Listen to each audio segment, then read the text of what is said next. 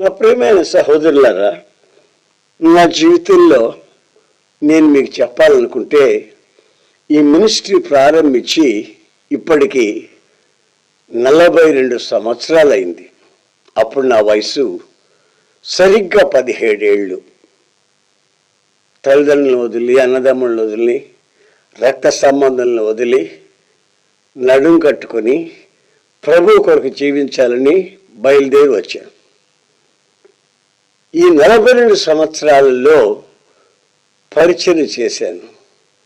కష్టాలు అనుభవించానా, నిందలే అనుభవించానా, పరిస్థితులన్నీ తారుమారైనా భయపడకుండా ప్రభు మీద ఉన్నటువంటి విశ్వాస పరిమాణం బట్టి ఈరోజు మీరు చూస్తున్న ఈ స్థితిలో నేను ఉన్నాను.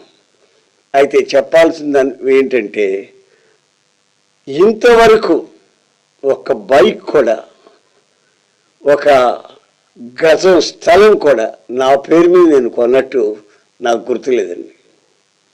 ఏదైనా ఉంటే ప్రజలు ఇచ్చే కానుకల ద్వారా నేను దాన్ని పరిచర్య కొరకు వాడడం నాకు అలవాటు.